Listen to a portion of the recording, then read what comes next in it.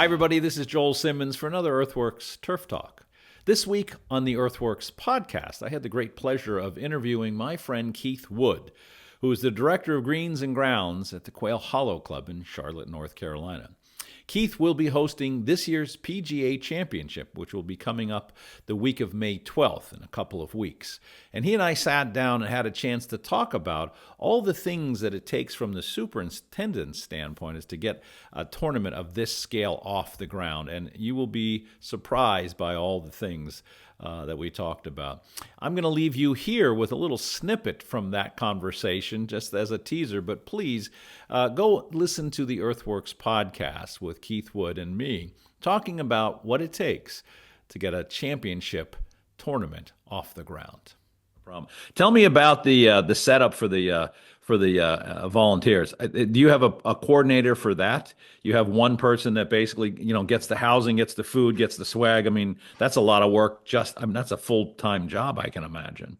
Yeah, so it's an interesting position we had. So we used to have an administrative assistant, and I remember. Yeah. Lori, she did all that stuff. But when Lori left, one of the greenskeepers who had a business degree approached me. He says, "Hey, man, I think I can make your operation run better if you just give me a chance." Really? Oh, how cool.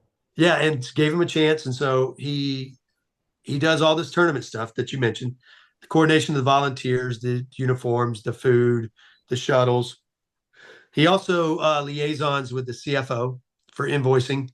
So now all I got to do is just code something and boom, it's shot up into the network, and he helps with accounts payable, get it paid. And then he does a lot of the HR work as well. So with the hiring and creating the team and the culture of the room. So it's very interesting how a former greenskeeper with a business degree said, "Let me have a shot at it." And he's done such a good job. But he does spend about 4 months out of the 12 solely on this tournament. Wow. Is he's a crew member? He's on your crew? He was. Okay. He's now in the inner circle, but he was on the crew mowing greens, raking bunkers. Yeah. Yeah. Oh, that's pretty cool. So I mean, you mentioned this, obviously keeping these guys fed well, and you do a great job of that, but what is the trick to, I mean, there's a lot of pressure. These guys are up at the crack of dawn, and they're working until, early morning, and then do they typically go back to their, to their dorms or wherever you have them set up, and then come back for the afternoon? I mean, how do you keep them happy? I mean, how do you keep them waking, Yeah. What's the trick if somebody's doing this for the first time? What one thing can you give some advice on that would really make the most sense?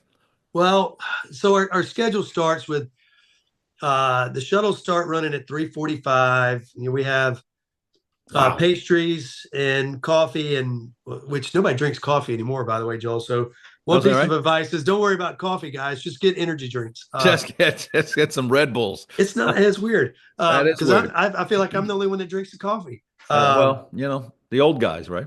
The old guys. The old guys. So we have pastries and energy drinks from 4:30. We have a meeting at 4:45, and we're out the door at 5 a.m.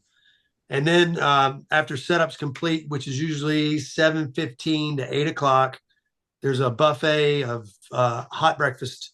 So they're eating breakfast after setup, yeah. Yeah, so when they get done, they roll through, they eat food, and then they're free to go until the shuttles start running again at 2:30 p.m. Yeah. And then we bring them back in the afternoon. We have plenty of TVs on, different games, lounge spots. We feed them again before we go back out around 6 o'clock. Everything is done down at the shop, right? All that is done at the shop? Yes, sir. All down at the shop.